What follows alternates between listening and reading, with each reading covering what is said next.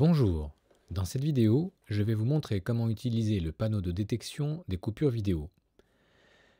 Ce panneau, vous pouvez le trouver dans l'onglet Projet, panneau de détection des coupures vidéo ici. J'ai créé un petit raccourci clavier. Maintenant, qu'est-ce que cela va nous faire? Eh bien, il va analyser la vidéo, puis être capable de créer des marqueurs de position ou des marqueurs de boucle à chaque coupure de plan qu'il aura détecté. Donc on a ici un seuil de sensibilité, une sensibilité que j'ai mis par défaut à 80%. Une fois qu'on aura analysé la vidéo, il va nous montrer le nombre de coupures vidéo qu'il détecte. Et nous pourrons influer sur celle-ci en baissant le seuil de détection.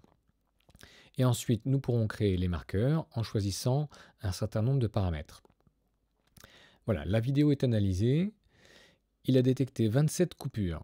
Alors, ce n'est probablement pas la réalité, mais voyons pourquoi. Tout d'abord, on peut voir ici, à chaque marqueur qui apparaît, effectivement une coupure d'image. Jusqu'ici, tout va bien. Si on avance un peu, voilà, ici on voit qu'il y a un paquet de coupures d'image. Voyons pourquoi.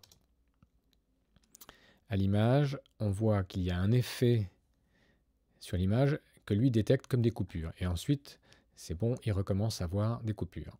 Et ici, ça recommence, il y a un certain nombre d'effets à l'image, et pour lui, ça lui fait un tas d'événements.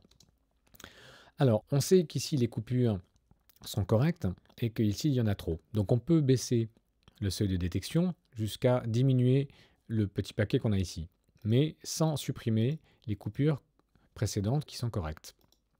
Voilà, on peut baisser. Donc là, c'est encore bon. Et pour l'instant, on n'a pas supprimé au préalable, donc on peut continuer. Voilà, là, ici, à partir de 68, on voit qu'il nous a supprimé une coupure de plan ici. Donc je détermine que c'est le seuil qui lui correspond pour pouvoir me faire le meilleur travail. Ici, on voit que sur cet effet d'image, il va continuer à nous créer des coupures. Peu importe, je pourrai toujours les supprimer après. Donc, la création des marqueurs, dans mon cas, je vais préférer des marqueurs de boucle. Ce sont des marqueurs de région, de coupure. Je peux colorer les marqueurs, utiliser une description que je peux préciser ici, et générer un suffixe. Nous allons voir ce que cela fait. Ajouter les marqueurs sur la piste de marqueurs active. Là, actuellement, j'en ai une, mais si je n'ai pas de piste, je peux toujours ajouter les marqueurs sur une nouvelle piste de marqueurs.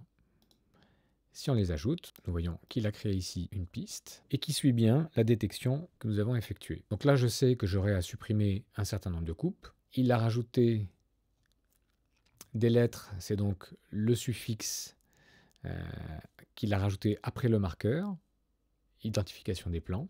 Donc à partir d'ici, on peut aussi ajouter des marqueurs de position, ne pas les colorier, sans mettre de suffixe ni de description, et à une nouvelle piste de marqueurs. Voilà. Et là, je peux avoir des marqueurs qui se présentent comme ça.